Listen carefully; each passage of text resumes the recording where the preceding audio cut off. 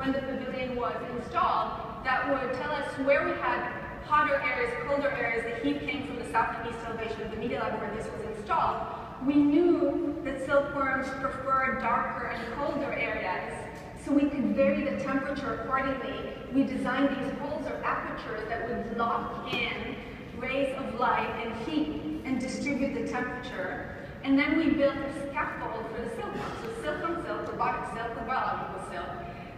We built the scaffold and we ordered 6,500 silkworms from an online silk farm. Which one? There were the reason why we ordered 6,500 because we ordered all of them. There were no additional silkworms to be ordered, to be found anywhere on any kind of Chinese blog website that you could.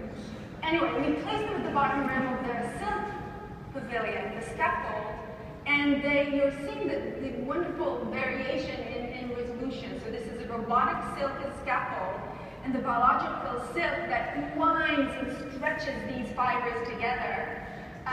And they're basically depositing silk, and as they're depositing silk, they're mating and they're pupating and they're laying eggs, and they're doing all those things that everyone does, only in super short time scales.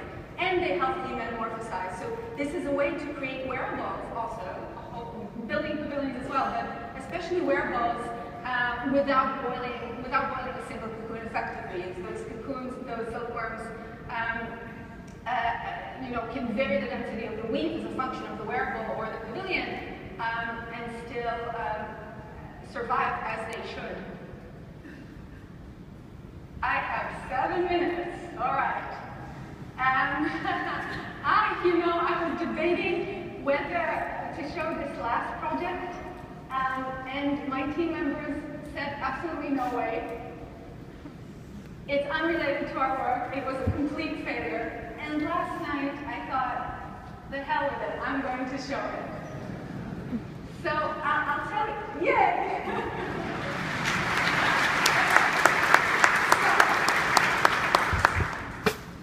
Because I have 6 minutes and 50 seconds, I can explain to you why that matters and why it's important. So, when we did the silk pavilion, it was awesome because we thought, wow, this is how the future of fabrication will work. You'll have multiple robots building a building that is larger than a hole that's larger than the sum of its parts, right? A building that is bigger than the sum of all those tiny printers, tiny robots, in this case, wonderful silkworms, that are building this object.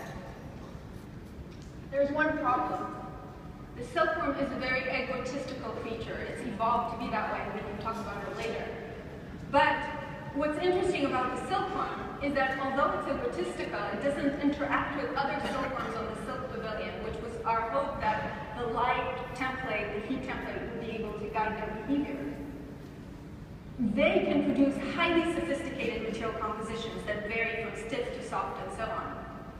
If you look at the other alternative, eusocial organisms like termites and bees and ants, these organisms, granted, they can generate these highly sophisticated variation in material like the silkworm, but they have amazing communication skills, better than ours, better than Twitter.